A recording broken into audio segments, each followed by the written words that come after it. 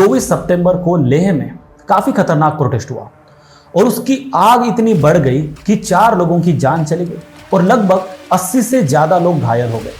BJP office को भी जला दिया गया। अब ये सारी जो डेवलपमेंट्स है इसके बारे में तो आपने सुना ही होगा, लेकिन आज हम समझेंगे इसके पीछे के कारण क्या है। आखिर क्यों लद्दाख में इतनी हाई इंटेंसिटी वाली प्रोटेस्ट हो रहे हैं, वहां के लोगों के बीच इतना गुस्सा क्यों देखने को मिल रहा है। और आप सबने इसमें एक बहुत ही इंपॉर्टेंट डायमेंशन, बहुत ही इंपॉर्टेंट फेनोमेना सुना होगा, वो है जेनजी के बारे में। जेनजी प्रोटेस्ट के बारे में आपने सुना होगा। इस प्रोटेस्ट को भी जेनजी प्रोटेस्ट कहा जा रहा है। आपको याद हो तो हाल ही में नेपाल में एक बड़े पैमाने पर जेनजी प्रोटेस्ट हुआ था। उसके बारे में हम लोग डिटेल एक वीडियो में डिस्कशन डेफिनेटली करेंगे। अभी हम देखने की कोशिश करेंगे कि क्या ये नेपाल के प्रोटेस्ट के साथ सिमिलर है, क्या इसका उससे कोई कनेक्शन किया जा सकता है, और समझने की ये कोशिश करेंगे कि सब कुछ ये आखिर क्यों हो रहा है, आखिर इसके पीछे के रीजंस क्या है। क्योंकि देखो लद्दाख जो है, लद्दाख बहुत ही स्ट्रैटेजिकली इंपॉर्टेंट रीजन है, क्योंकि लद्दाख की जो बॉर्डर है वो चाइना के साथ शेयर्ड है, चाइना के साथ कॉमन है।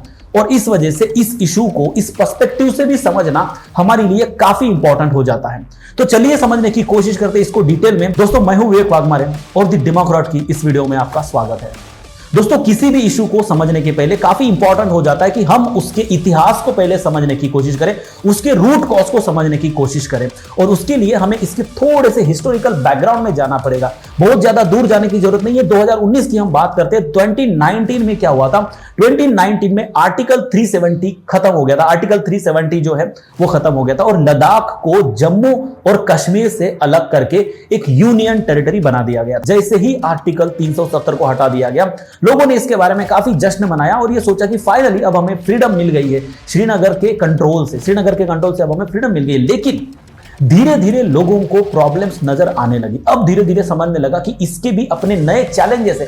अब लद्दाख में कोई लेजिस्लेचर ही नहीं था, मतलब कोई भी ऐसी लोकल असेंबली नहीं। जैसे हमारे राज्यों में एक असेंबली होती है जहां पर लोग जाते हैं, हमारे एमएलए जाते हैं, वहां पर कानून बनाते हैं और लोगों के इश्यूज को वहां पर रिप्रेजेंट करते हैं। लेकिन इस तरीके की, जैसे ही आर्टिकल 370 रिमूव हो गया, लद्दाख जो है वो यूनियन टेरिटरी बन गया और यूनियन टेरिटरी होने की वजह से वो सेंट्रल गवर्नमेंट के डायरेक्ट कंट्रोल में आ गई और उनकी एक डेडिकेटेड जो असेंबली होनी चाहिए थी वो नहीं हुई। इसकी वजह से अब लोगों को ये नहीं समझ में आ रहा था कि हमारी जो प्रॉब्लम्स है वो आखिर किस असेंबली में, किस काउंसिल में हम रखें। ये वाला जो इशू है ये एक बहुत ही इंपॉर्टेंट इशू लद्दाख के लोगों ने फेस किया। ऐसा बिल्कुल भी नहीं है कि लद्दाख में कोई भी ऐसी असेंबली नहीं है, डेफिनेटली है। लद्दाख में एक हिल डेवलपमेंट काउंसिल है, लेकिन अगर पावर के मामले में देखा जाए तो ये जो हिल डेवलपमेंट काउंसिल है उसके पास कोई खास पावर नहीं है।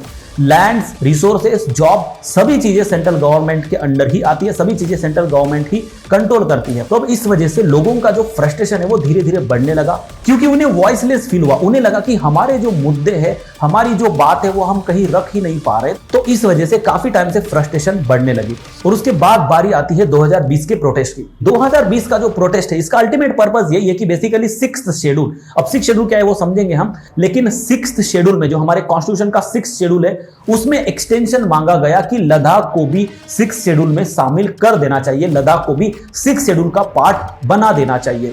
अब 6th शेड्यूल होता क्या है?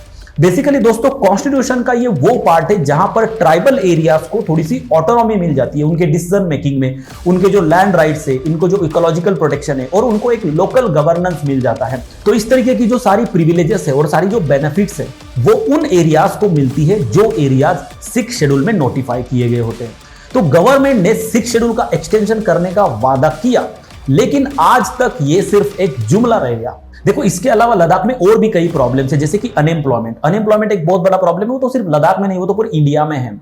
उसी के साथ साथ देखो अगर हम लद्दाख की बात करें तो लद्दाख काफी खूबसूरत एरिया है, इको टूरिज्म के हिसाब से बहुत ही खूबसूरत एरिया है, लेकिन वहां पर माइनिंग के वजह से भी काफी नुकसान हो रहा है। तो इन सभी रीजंस की वजह से लोगों ने अपना गुस्सा दिखाया, अपनी नाराजगी दिखाई, और जो कि काफी जायज भी है। अब लद्दाख के इन सभी इश्यूज के ऊपर बातें तो डेफिनेटली चल रही है, लेकिन बातों का जो पेस है वो इतना ज्यादा स्लो है कि लोगों का फ्रस्ट्रेशन और भी ज्यादा बढ़ रहा है।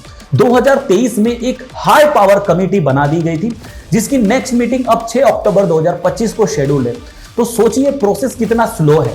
कब कमेटी की मीटिंग्स होगी, कब इश्यूज के लिए सॉल्यूशन और रिफॉर्म्स आएंगे और कब इन्हें इंप्लीमेंट किया जाएगा। देखो, अगर हम दूसरे पर्सपेक्टिव से सोचे, एक बैलेंस पर्सपेक्टिव से सोचे, तो गवर्नमेंट का कहना यह है कि यूनियन टेरिटरी का स्टेटस मिलने की वजह से डेवलपमेंट का जो पेस है लद्दाख में वो काफी ज्यादा बढ़ सकता है। नए रोड्स आ सकते हैं, इंफ्रास्ट्रक्चर और चाइना के अगेंस्ट जो मिलिट्री रेडीनेस हमें तैयार करने की जरूरत है, ये सभी चीजों पर हम काम बहुत इजीली कर सकते हैं। लेकिन वहां पर रहने वाले जो लोकल्स है, जो लोग हैं, उनका यह कहना है कि ये सब उनके कॉस्ट पर हो रहा है। उनकी जमीनें जो है वो आउटसाइडर्स को बेच दी जा रही है और उन्हें जॉब्स मिल नहीं रहे हैं। इसके अलावा शुरू से ही बहुत सारे टेंशन वहां पर चल रहे हैं, जिसकी वजह से उनकी जो डिमांड्स है वो काफी कॉम्प्लिकेटेड हो गई है। तो ये सारा हिस्टोरिकल बैकग्राउंड समझने के बाद अब हम आते हैं रिसेंट प्रोटेस्ट पर। 10 सितंबर को सोनम वांगचुक, जो कि एक क्लाइमेट एक्टिविस्ट है और बेसिकली जो 3 इडियट मूवी हमने देखा है, वहां की जो फुनसुक वांगडू वाला जो कैरेक्टर है वो इन्हीं से इंस्पायर्ड कैरेक्टर है। तो उन्होंने एक इनडेफिनाइट हंगर स्ट्राइक शुरू किया। उनकी डिमांड्स काफी क्लियर है। डिमांड यह है कि लद्दाख को एक फुल स्टेटहुड मिलना चाहिए, ट्राइबल ऑटोनॉमी के लिए उन्हें 6 शेड्यूल में इंक्लूड कर देना चाहिए और लोकल्स के लिए जॉब में रिजर्वेशंस होनी चाहिए, जो कि पहले से 84% है, लेकिन इसको और बढ़ाने की मांग जो है वो चल रही है। इसके अलावा एक सेपरेट पब्लिक सर्विस कमीशन और 2 सीटें पार्लियामेंट में, एक लेह के लिए और एक कारगिल के लिए। तो इन सभी डिमांड्स को फुलफिल करने के लिए उन्होंने प्रोटेस्ट किया। दोस्तों देखिए, ये जो प्रोटेस्ट है और जो स्ट्राइक है वैसे तो काफी पीसफुली चल रहा था, लेकिन मामला बिगड़ तब गया जब इन प्रोटेस्टर्स में से 2 बुजुर्ग लोगों की हेल्थ खराब हुई और उन्हें हॉस्पिटल में एडमिट करना पड़ा। यहां से प्रोटेस्ट को एक टर्निंग पॉइंट मिला और यूथ में काफी गुस्सा बढ़ गया। उसके बाद 24 सितंबर को लेह में शटडाउन हुआ। हजारों की गिनती में लोग सड़कों पर आ गए, जिसमें से स्कूल के बच्चे, मॉन्क्स, सभी लोग मौजूद थे। और इस प्रोटेस्ट को young wing of Leh apex body और कारगिल डेमोक्रेटिक अलायंस ने लीड किया। लेकिन धीरे धीरे ये protest drama out of control हो गया और इन प्रोटेस्टर्स ने बीजेपी का ऑफिस ही जला दिया और हिल काउंसिल को भी आग लगा दी। उन्होंने पत्थरबाजी भी की और पुलिस व्हीकल्स को भी उन्होंने तोड़ दिया। अब सेल्फ डिफेंस में पुलिस ने भी टीयर गैस और रबर बुलेट्स का इस्तेमाल किया और फायरिंग का सहारा लिया और इसके रिजल्ट्स ये हुए, इसका नतीजा ये हुआ कि 4 लोग मारे गए, 70 से भी ज्यादा लोग घायल हुए, जिसमें से 40 पुलिस वाले भी थे और 50 लोगों को डिटेन कर दिया गया और लेह में कर्फ्यू लग गया। ये सब सुन के आपको समझ आ ही गया होगा कि लद्दाख के जो हालात है वो काफी बिगड़ चुके हैं। अब अगर हम बात करें जेनजी की, तो जेनजी का इसमें रोल क्या है? देखो, बिगड़े हालातों को देखकर सोनम वांगचुक ने कहा कि ये जो प्रोटेस्ट है ये एक जेनजी का आउटबर्स्ट है और यूथ का भी कहना यह है कि पीसफुल प्रोटेस्ट से कुछ भी हासिल नहीं होने वाला है और हम बुलेट से भी नहीं डरते। और इस तरीके से प्रोटेस्ट ने थोड़ा सा वायलेंट टर्न ले लिया और इस वायलेंट प्रोटेस्ट को देखते हुए उन्होंने अपनी जो 15 दिन की जो हंगर स्ट्राइक उन्होंने की थी वो उन्होंने तोड़ दी और कहा कि उनका ये सब करने का जो कॉज है वो ओवरऑल फेल हो गया, क्योंकि उनको प्रोटेस्ट जो है वो पूरी तरीके से नॉन वायलेंट चाहिए था। वो शांति से ये सब करना चाहते थे, लेकिन कहीं ना कहीं सरकार ने भी उन्हें इसके लिए जिम्मेदार ठहराते हुए कहा कि सोनम वांगचुक के स्टेटमेंट के वजह से, जिसमें कि नेपाल, जेनजी और अरब स्प्रिंग्स का इस्तेमाल किया गया, इसका जिक्र किया गया है, इन्हीं सब बातों ने यूथ को भड़काया है। अब इसमें बीजेपी में कांग्रेस को ब्लेम करते हुए यह कहा है कि जिस तरीके से बांग्लादेश और नेपाल में डेमोक्रेसी हिलाने का काम किया गया है, उसी तरीके की साजिश, उसी तरीके की कंस्पिरेसी यहां पर कांग्रेस करने की कोशिश कर रहा है। अब यहां पर समझने वाली बात यह है कि क्या यह सच में एक कंस्पिरेसी है? गौर से देखा जाए तो यह सिर्फ एक पॉलिटिकल मुद्दा ही नहीं, इसमें एनवायरमेंटल इश्यूज भी है और वांगचुक जैसे एक्टिविस्ट लद्दाख में, जो कि ग्रीन एनर्जी और सस्टेनेबल टूरिज्म की डिमांड कर रहे हैं, क्योंकि वहां की ग्लेशियरीज काफी ज्यादा मेल्ट हो रही है और ग्लेशियरीज मेल्ट होने की वजह से वहां का सारा इको टूरिज्म और सारी की सारी इकोलॉजी जो है वो खराब हो रही है। माइनिंग की वजह से वहां पे पोल्यूशन भी बढ़ रहा है और ऊपर से वहां पर मिलिटराइजेशन का भी काफी ज्यादा प्रेशर बढ़ रहा है। लेकिन अगर सरकार की तरफ से देखें तो सरकार की इस मुद्दे पर कोई भी सुनवाई नहीं हुई, कोई भी ग्रीवेंस रिड्रेसल वाली बात हुई नहीं है और इन सब चीजों की वजह से एक ट्रस्ट गैप जो है वो डेवलप हुआ और लोगों के मन में फ्रस्ट्रेशन इतना ज्यादा बढ़ गया है कि उन्हें अभी लगता है कि उन्हें इग्नोर किया जा रहा है, उनके कंसर्न्स को एड्रेस नहीं किया जा रहा है। और दोस्तों, ये बहुत इंपॉर्टेंट बात होती है कि जब भी डेमोक्रेसी में, जब भी गवर्नमेंट के द्वारा हमें ऐसा लगता है कि हमें इग्नोर किया जा रहा है, तब वो जो फ्रस्ट्रेशन है, तब वो जो गुस्सा है, वो प्रोटेस्ट में और रिवॉल्यूशन में कन्वर्ट होता है। यहां पर और एक इंपॉर्टेंट एंगल को समझने की कोशिश करते हैं। हाल फिलहाल में नेपाल में जो जेएनजी प्रोटेस्ट हुआ था उसके साथ इसको कनेक्ट किया जा रहा है। अब यहां पर समझने वाली बात यह है कि क्या सच में इन प्रोटेस्ट में कोई ऐसा कनेक्शन है, जो नेपाल के जेएनजी प्रोटेस्ट हुआ था और जो यहां पर जो प्रोटेस्ट हुआ है, इसमें कोई कनेक्शन है? आइए दोस्तों समझने की कोशिश करते हैं कि दोनों प्रोटेस्ट में एक पर्टिकुलर पैटर्न जो हमें देखने को मिलता है, ये कोई कोइंसिडेंस नहीं हो सकता। नेपाल में हाल ही में सितंबर 2025 को जेएनजी प्रोटेस्ट में भी कुछ ऐसे ही देखने को मिला है। उनका प्रोटेस्ट था करप्शन के अगेंस्ट, सोशल मीडिया बैन करने के अगेंस्ट। नेपाल गवर्नमेंट ने 26 सोशल मीडिया प्लेटफॉर्म्स को बैन कर दिया था और साथ ही साथ यूथ का गुस्सा अनएम्प्लॉयमेंट, पुअर इकोनॉमिक ग्रोथ से भी काफी भड़क गया था। और इन सबका रिजल्ट ये निकला कि बहुत बड़ा मैसिव यूथ प्रोटेस्ट वहां पर डेवलप हुआ और ये प्रोटेस्ट इतना बढ़ गया कि केपी शर्मा ओली की जो सरकार है वो गिर गई और सुशीला कार्की की जो इंटरिम सरकार है वो बन गई है। अब अगर हम इस प्रोटेस्ट की भी बात करें तो इस प्रोटेस्ट में भी कोई फॉर्मल लीडरशिप नहीं थी, कोई वॉलंटरी मूवमेंट नहीं थी, सिंपली एक यूथ जेनजी लीडर था जिसने नेपाल की पूरी पॉलिटिक्स को हिलाकर रख दिया। अब अगर हम यहां पर सोनम वांगचुक के स्पीचेस की बात करें तो उन्होंने अपने स्पीचेस में नेपाल के प्रोटेस्ट का काफी बार जिक्र किया था और कहा था कि अगर उनकी बात नहीं सुनी गई तो भारत में भी वैसा ही कुछ प्रोटेस्ट देखने को मिल सकता है और उसको अब एक धमकी की तरह देखा गया। अब यहां पर समझने वाली बात यह कि क्या सच में ये सारे प्रोटेस्ट प्लान थे? सरकार ने इन स्पीचेस को और इन वार्निंग्स को भड़काऊ कहा, लेकिन सोनम वांगचुक का कहना यह है कि ये बस एक वार्निंग है। अब अगर हम दोनों जगहों की बात करें, नेपाल की और लेह लद्दाख की, तो दोनों जगहों के जो मुद्दे हैं वो लगभग सेम है।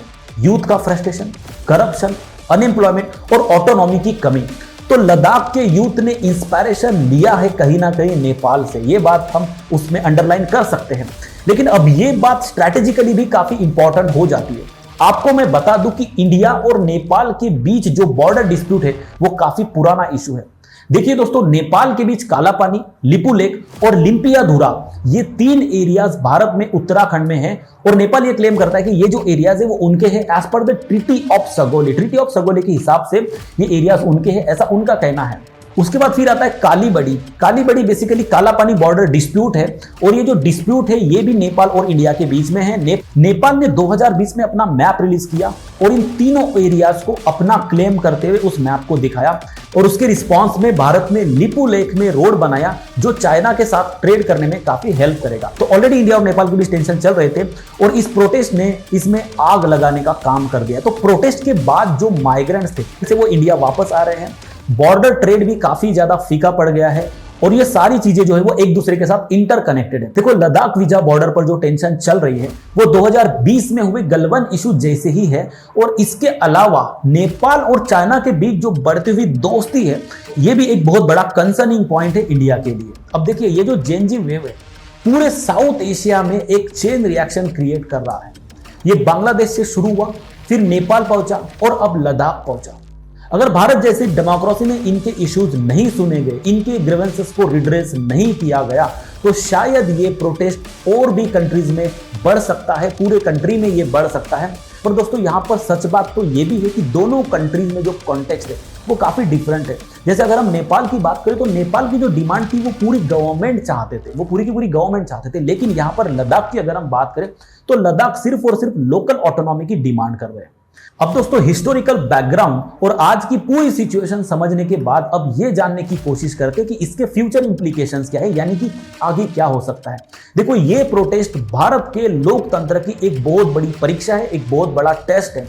लद्दाख भारत का एक महत्वपूर्ण हिस्सा होने के साथ ही साथ स्ट्रैटेजिकली भी काफी इंपॉर्टेंट है। देखो, यहां पर चाइना के साथ लाइन ऑफ एक्चुअल कंट्रोल पर हमारे टेंशंस है और जिसके वजह से ये वाला जो इश्यू है ये कहीं ना कहीं नेशनल सिक्योरिटी के पर्सपेक्टिव से भी काफी इंपॉर्टेंट बन जाता है। अब अगर यहाँ का यूथ ही डिस्कनेक्टेड फील करेगा तो परेशानियां और भी ज्यादा बढ़ सकती है।